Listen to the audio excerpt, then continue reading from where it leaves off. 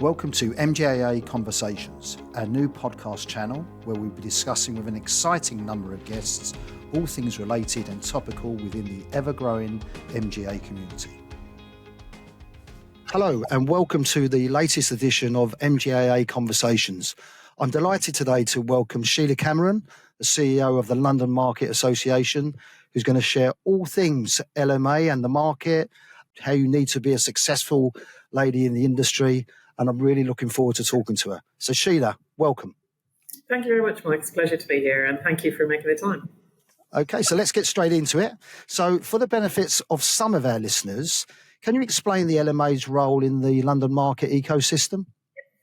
So the LMA is the Lloyds Market Association, and we are the trade body that represents all of the insurers within the Lloyds marketplace. So at the moment, there are 55 managing agents, all of whom choose to be part of the Lloyds Market Association. So we define our purpose as being here to enable the success of our members and the market as a whole. And sometimes those things will be in conflict. We're not going to get every member to agree with every single thing that we may think is in the right interest of the market as a whole. And some members will agree and some members will disagree. And that's fine. And in those scenarios, we work it through and try to make sure that we're acting in the best interests of the market as a whole. So fundamentally, we're here to, I describe the shorthand on that as we're here to make the market a better place. That's my shorthand. And I've described that as we do that in three ways. So first of all, through our technical expertise. So that is things like our wordings, which your members will be well aware of, our LMA wordings. Absolutely, yeah. So our technical wordings that we issue, but it goes further than that. It goes into some of the work that we're doing, as you guys are doing with regulators and understanding what our responsibilities are with regulators and lobbying for example, technical changes to be made to some of the regulations. So first way in which we make the market a better place is through our technical expertise. The second way in which we make the market a better place is through our education provision. So this is around the training that we offer. Specifically, we focus on technical training in the Lloyds marketplace. So, for example, that might be an introduction to delegated authority, or it might be a syndicate business planning, what to do when you're an insurer in Lloyds who wants to get their business plan through the Lloyds process. What do you need to do? What are the components of the business plan, and how do you go through that? Just this morning, I was doing a dry run with some high potential claims folks, and they were presenting to the board a mock board on which I was sitting around how to get through a change plan for their overall claims function. So we do lots of different technical training, but we focus it exclusively on technical training within the Lloyds marketplace. The final way then in which we seek to make the market a better place is bringing together communities of interest. So that might be the delegated authority managers in each of the managing agents, or it might be the claims managers, or it might be the COOs, whatever the particular community of interest is, figure out what they wish to achieve, and working with them around what's coming down the pipe from Lloyds or regulators or clients or customers or whatever the case may be, and working with them to lobby for the best interest, their best interests in that respect. So, for example, I mentioned earlier around the regulatory side of things, we're doing a huge amount of work with both our legal community and our regulatory community around the definition of consumer. And what does that mean? And how could we lobby the FCA around changing some of that legislation as it applies to consumers, or the guidelines rather, as it applies to consumers. So that's what I describe what we're here to do. We're the trade body for all the insurers in Lloyds. We're here to make our market a better place, both for the individual members and for the market as a whole.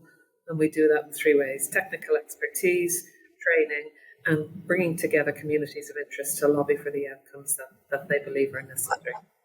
That's fantastic. And just a quick sort of observation question, if I may. So are you happy? Do you feel that your 50 plus sort of members, that they are all very readily engaged? They are sort of very supportive? Are there some who are more outliers than others? Do you have a core? How would you describe sort of the engagement from the profile across your membership? So I deal at the top level with the CEOs of those managing agents. So I find fantastic engagement from them. I go out and try to make sure that I meet every CEO at least twice a year. Excellent. And then at our board level, we have 20 20 of the 55 sit on our board. The 12 largest automatically get a seat. And then we have 8 others, of which at least 2 must be from our smaller members.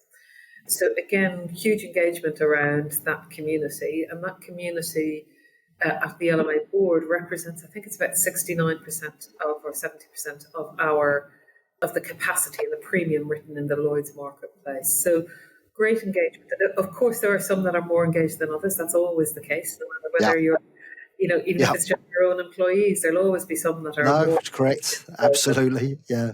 That's the way it is, and that's fine. Every insurer in Lloyds, every managing agent in Lloyds chooses to be part of the LMA. And we don't have anyone who's chosen not to be part of the LMA. So on that basis, I hope we're continuing to do a good job for them based on what our purpose is and how we execute against that. So long may it continue, but we don't take it for granted. And genuinely, with this role, I absolutely love my role. I'm sure you are in the same position because I feel we're in a really privileged place. Nobody else gets to see what we get to see and have the conversations that we get to have. I describe it like we're the sandwich in the ham in the middle of a ham sandwich. Yeah. So, we got Lloyds on one side who necessarily can't always say exactly what they might want to say to all the managing agents, and similarly the managing agents on the other side telling me what they're thinking, but not necessarily saying it in the exact same way back to Lloyds, who is their regulator at the end of the day. So it's a really privileged position, and there are very few people who get that same viewpoint, and I don't take that for granted at all. And I do feel very honoured to have it. So yeah, I think that's an excellent point, Sheila. And again, I would echo that from my own position. Actually, we act as conciliaries and everything else, and that bit, and it is a unique and privileged role, I think, to be at the centre of that sort of heartbeat in terms of what's going on, looking to improve all the things actually which you've articulated, especially around knowledge, education and training and understanding, which I think is fantastic. So on that, in terms of 2024, we're obviously at the start of the year. What would you see as your sort of objectives and aspirations for the LMA this year? So probably number one on our list of objectives for this year is around Blueprint 2 and all the changes that are coming into Lloyds this year, into the Lloyds marketplace. So effectively what's happening is all the systems associated with the back office in Lloyds are being replaced. And that's a big deal. When you consider it, if you were ripping out all of your claim system, your premium payment systems, your policy registration tool, your policy administration tool, all of those things in the centralised back office known as Velenetic are being replaced in this phase 1 of Blueprint 2. So we are very focused on that, because if that has to work. There are, from our perspective, there's some very old systems in there. Some of those systems date from the 80s and 90s. And they absolutely do need to be replaced and upgraded if we're ever going to digitise this market properly. Otherwise, you're going from kind of a 6-lane superhighway in terms of digital market and trying to shove everything down a country lane before back out 6-lane superhighway. So we absolutely have to do this. But, with such a massive change program comes enormous risk. So, I'm focused on 3 outcomes associated with the Blueprint 2 program. First of all, that the solutions that are in that back office work. Secondly, that the market is ready. So, we need to sign new contracts. We need to do all the testing. We need to change in our own systems. We need to train our own people. And the third outcome that I'm driving for is that our cutover is safe. So the cutover is currently planned for July, and we need to make sure that we have done all that we can to make that cutover as safe as it possibly can be. So Blueprint 2 is probably our number one objective because of the amount of risk associated with it. For me, the number one thing there is we've got to, no matter what happens, we've got to make sure we're still paying claims to our clients. All right. Be that through yourselves in terms of your members of the MGAA, or whether it's direct to those clients, or whether it's through brokers. we need to make sure we can still do that no matter what, because that's the most important thing that clients rely upon us for. So Blueprint 1 Blueprint 2, phase 1, is all consuming at the moment. The second area that we're looking at is expanding our academy, so that's our training arm. We want to broaden the suite of courses that we offer this year, and we want to go a bit deeper on some of the courses. By broaden, for example, one of the things we're going to try this year, we're going to test out a program that is, in effect, a conversion course. So Lloyds is well known for its rinky-dinks, let's call it that. And if you're a finance director in a company market insurer, you don't always understand what happens on the Lloyds side of things. So what we'd like to do is to offer accountants, not just at the finance director level, but accountants like a conversion course. So that then, therefore, to teach them all that they need to know about Lloyds. They're already perfectly qualified from an accountancy perspective. This is about teaching them the rinky-dinks of Lloyds. What is a USM in Lloyd's language? What is 3-year accounting in Lloyd's language? What does all of that mean? What's the central fund? What does it all mean, and how does it all hang together? So that's what we mean about broadening some of our the available talent pool, and then we want to deepen the pool as well. So that's more in-depth courses at that more technical level for managing agents as they are today. We also want to expand into early talent, and how do we focus on bringing in more early talent into the marketplace? Yeah. So we've got some programs. I think this is happening across. When I look at so many different entities are doing this work at the moment around making ourselves and the insurance market more open to talent, particularly at that early talent level. I've got a son who's just started secondary school, and I look at him, and he I'm not sure he even knows how to spell insurance, but anyway, he does. But with my own kids, at some point, would they ever consider that? And we all go through that along the way. But also their peers, at that age, why wouldn't they consider coming into financial services and insurance being part of that? Yeah. So number 1 is about Blueprint 2. Number 2 is about the academy. And probably the third most important for us is around regulation. So we're doing, as I mentioned earlier, a lot of work with the FCA around some of the consumer duty work, the fair value assessment work, the definition of consumer, particularly as it applies to the specialty marketplace that is Lloyds. With a lot of opportunity there to get a more proportionate approach to regulation as it applies to consumers. And then secondly, within that is also around the PRA. Obviously, the whole move away from Solvency II and towards Solvency UK. The Lloyds marketplace is very, very internationally focused. Over 50% of our business comes from North America. So having yet another regulatory regime can be challenging, but we need to also, there are some benefits to it too. And we are trying to work with lobbying the PRA on this around what is the best thing for the London market in that respect. So lots to get on with, but those are probably our 3 top ones for this year. A busy year. It'll be December before you know it, without a doubt. But if I could just bring you back to your first objective, aspiration, and obviously it's more than aspiration.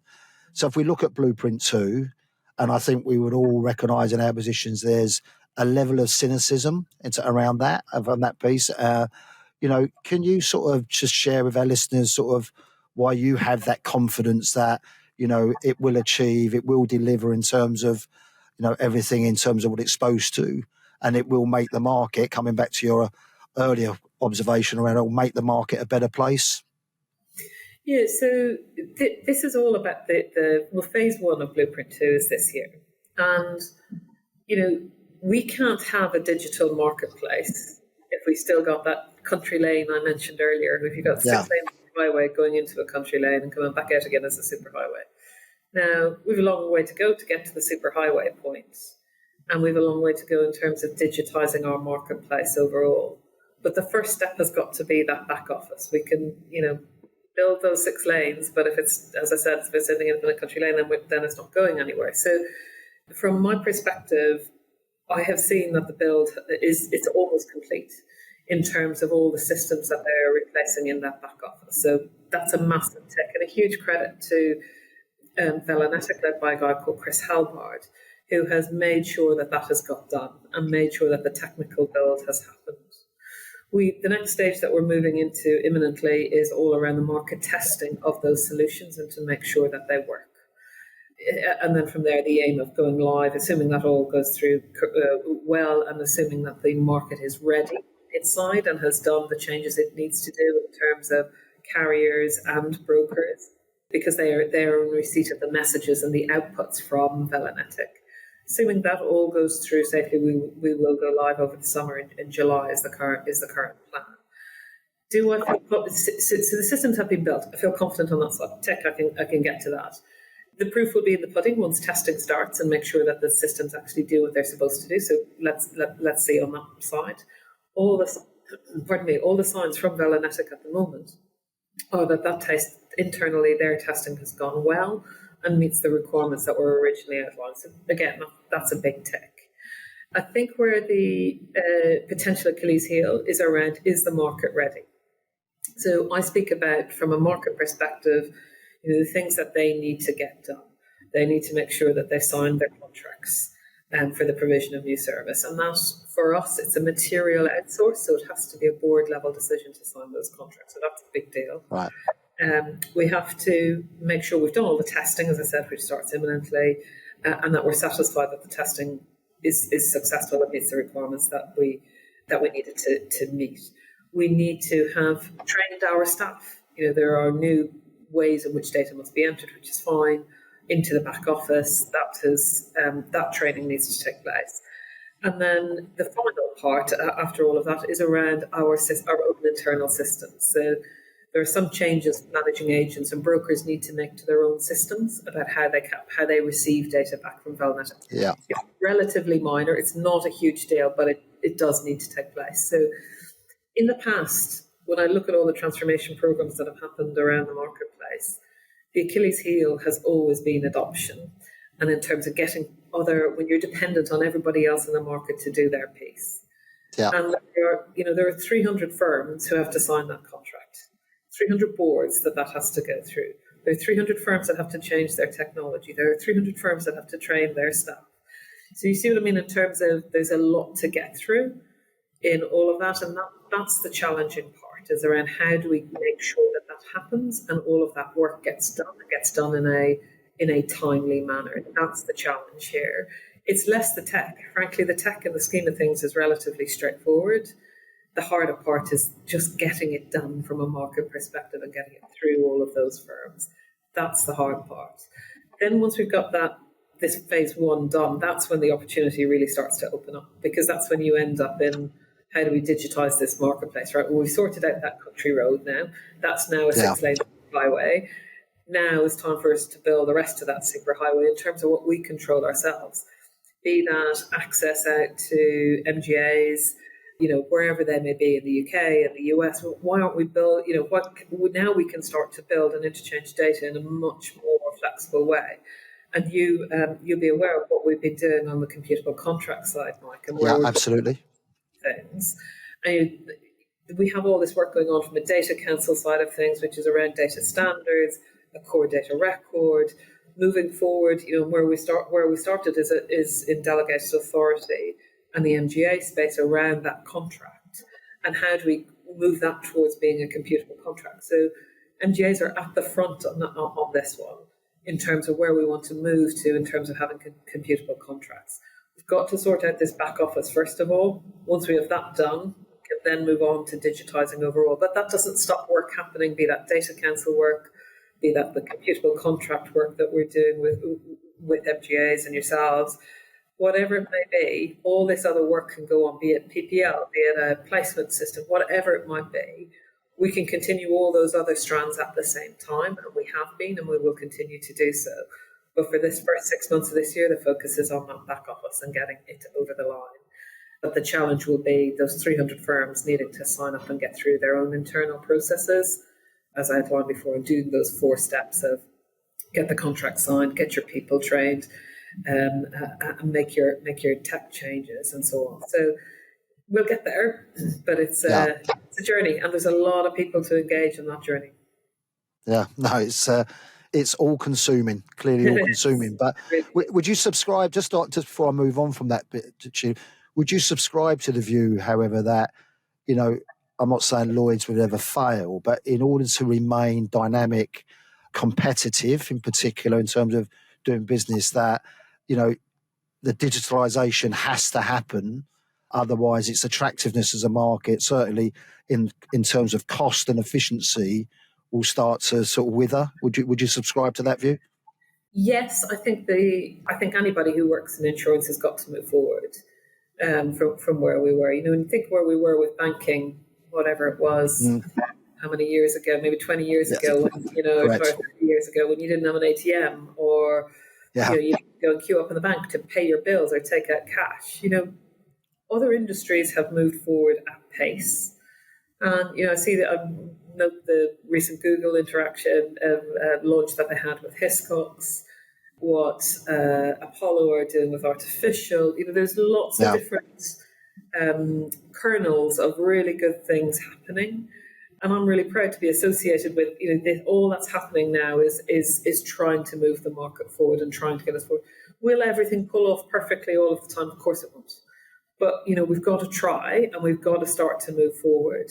We can't, as a marketplace, stay as we were. Our clients won't accept it. Our clients won't accept having to rely on that paper document being walked around the marketplace. We wouldn't accept that from our own banks, would we? So no, correct. that's why checks, in effect, no longer exist. We certainly in the UK, it is much more about moving forward and responding to what our clients need, but also what our intermediaries need, be those on the broking side, but our partners on the MGA side as well. Excellent. Okay, so just moving on. So you were appointed the LMA's CEO in 2019, and as obviously a very successful woman in the insurance industry, I know our sort of listeners, particularly our sort of female listeners, would be very interested in your insight and advice in terms of, what career advice you would give other women in terms of how they progress their careers in insurance. There's a lot of talk about glass ceilings. There's a lot of, quite right, I think, momentum across the industry around sort of equality, etc. But as someone who obviously is very successful, I'd be really interested in your insight in terms of advice you could share. Yeah. So the interesting thing on this for me is there was about 2 years ago, there was about an article, maybe 18 months ago. There's an article in the Insurance Insider about where are all the women at an executive level. And, of those 55 managing agents that I deal with, as of last week, there are now 2 female CEOs of those managing agents. One's in an acting capacity at Aspen, and the other is Lorraine Harford at Asta. So it's Sarah Stanford at Aspen, who's the acting CEO. Now, that means there are 53 male leaders, which, I'm not having to go with the men at all. For me, this is all about leadership intent. And when that article came out, I brought together every female CEO, CFO, CEO, and chair of a managing agent. There were less than 25 of us.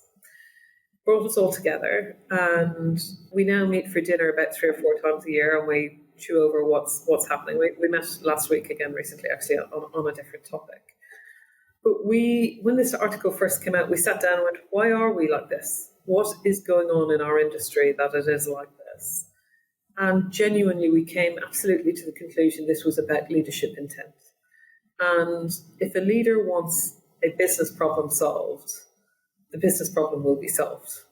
Because what will happen is, if you have an expense ratio problem, you will set a target. You want your expense ratio to reduce by X percentage, or your commission ratio to reduce by Y, whatever it is, or increase as the case may be. You will set a target. You will put that into an individual's objectives. You will hold them accountable to that, and you'll make sure that it happens. And you'll have your regular catch-ups with them, and you'll make sure that it is happening, and that there's progress being made towards that objective that you outlined of, for example, a reduction in an expense ratio. We don't have as much leadership intent as we should have in this marketplace to make our leadership more diverse than it is today. It is there in some people and in some leaders and in some CEOs around the marketplace. And I can count, I look at some and I go, wow, what you're doing to push forward a more balanced and diverse leadership team within your own firm is absolutely fantastic. And then I look at others who have, all male leadership teams, all male boards, and no intent to change anything at all to do with it. So I guess my number one piece of advice is look at what the leaders do. Look at what the leaders in that organisation do. Look at the teams that they build around themselves. And make sure that you're joining an organisation that has an intent to be diverse and to be inclusive in its approach. Because if the leader doesn't want that to happen, a bit like if the leader doesn't want the expense ratio to move, it won't move. So make sure you look at what the leadership intent is and don't take platitudes for it. Look at what's actually happened.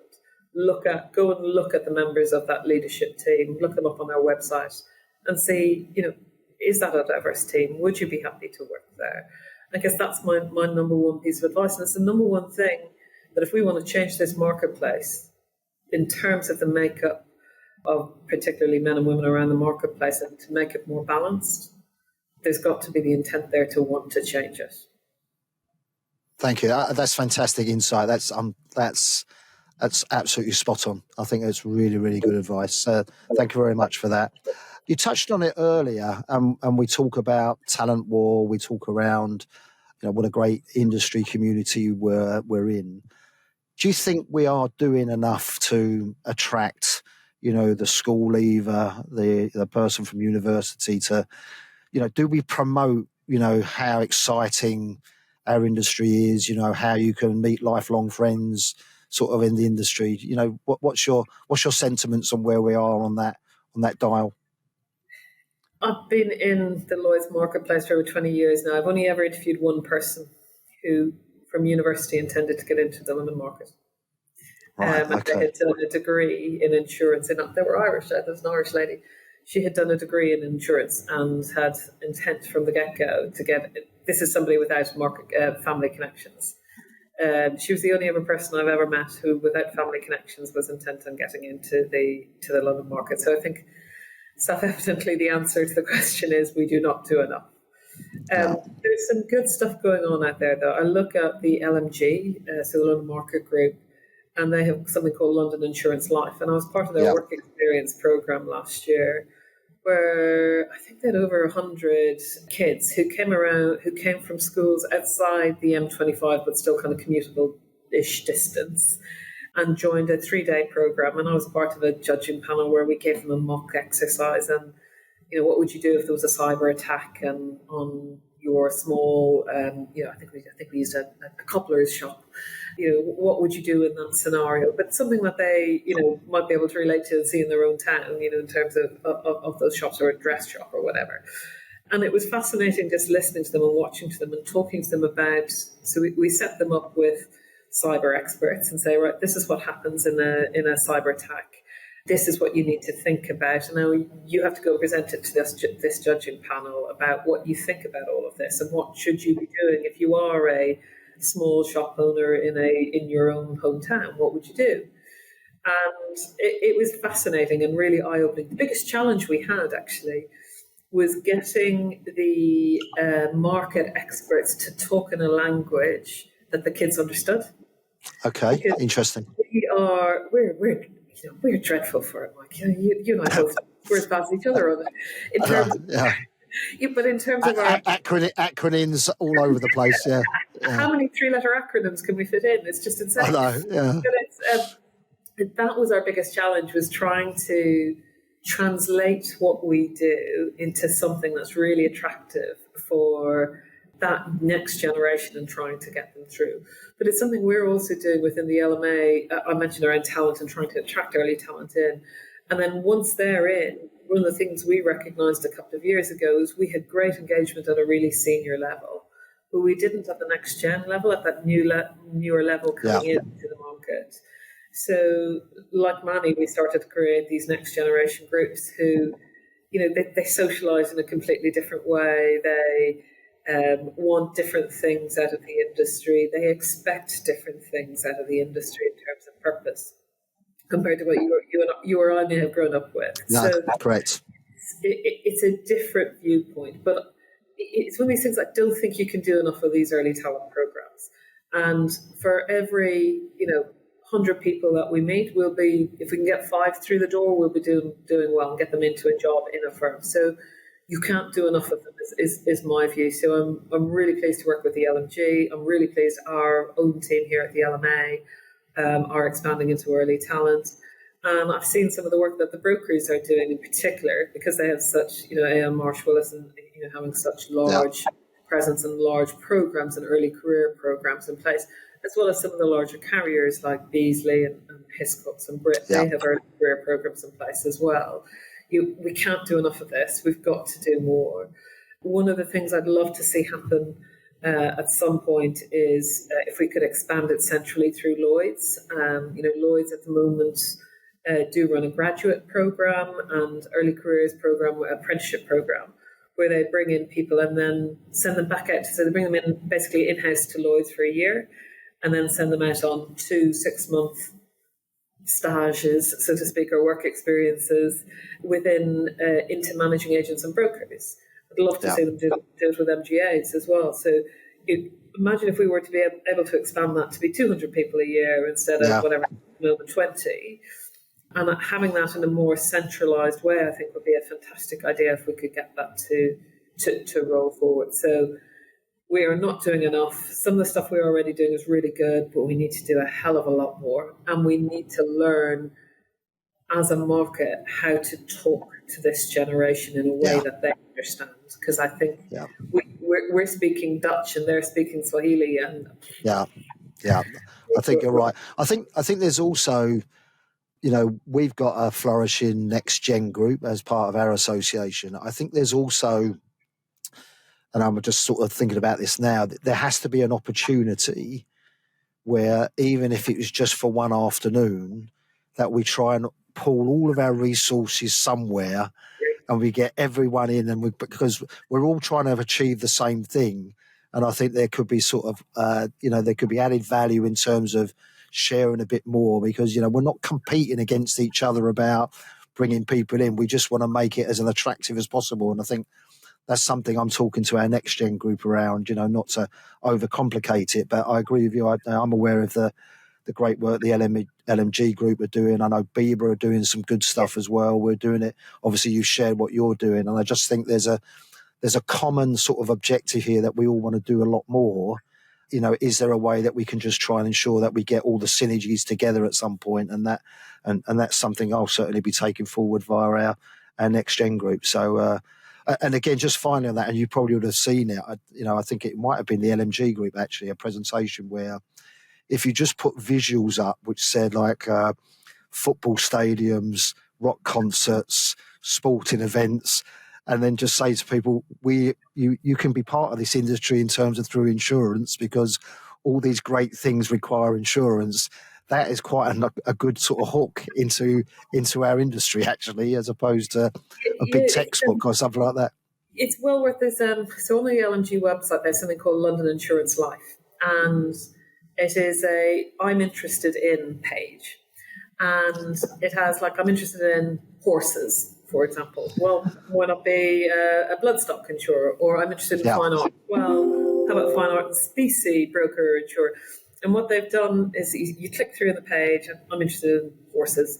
Click through the page and you meet a 20-something-year-old bloodstock underwriter and a 20-something-year-old bloodstock broker talking about what their day is like and what they do, which I think is a brilliant idea. I thought it was a really great idea. It's fantastic. And that's the sort of stuff we need to do more of that. Absolutely.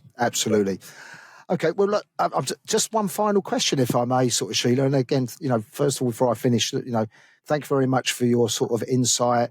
I know our listeners will be absolutely delighted that you've been able to share your views on both the market, Blueprint 2, and in particular, career advice. So if we were kind of fast forward and we was in the snow in December of 2024 having this conversation, is there one thing you would like to be able to say to me? Yes, Mike, this is what we wanted to do, and we managed to get that across the line. So it's probably 3 things. Okay. Get greedy. I'll allow 3 things. Then go on. So I'd want Blueprint 2 to have gone live and to be working, the systems to be working, and for people to be comfortable with it. And the best outcome would be people wouldn't even notice. because it just happens seamlessly. That's what I'd love to happen on Blueprint 2. I'd love if we can get the work with the FCA jointly over the line, and we're working with brokers and carriers and MGAs on this around, where do we want to go with the definition of consumer overall? So let's change that, because it is not working in a specialty market. Correct. Absolutely. We've got to change that. So, but the conversations, I've been having conversations with the FCA about this for about a year now, and I see a real intent to change on this, and I'm really positive that we can work together on this, and I think we can get there this year on changing some of that, particularly the fair value assessments, the consumer duty stuff, which I think goes too far for the specialty marketplace. Just a quick one on that: the work the LMG did in the Financial Services and Markets Act to get that secondary competitiveness agenda point in. Yeah. That's made a huge difference as far as I'm concerned. Agree.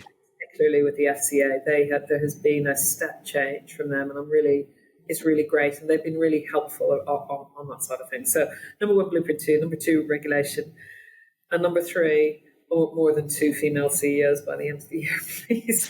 Fantastic. I'm glad you ended that. Absolutely. Sheila, look, once again, thank you very much for your time. Great to talk to you, and no doubt we'll talk again some point in 2024. Thank you very much indeed. Many thanks for listening. We welcome all feedback, so please get in touch with your suggestions on topics and future guests. Please don't forget to subscribe on your chosen platform so that you don't miss out.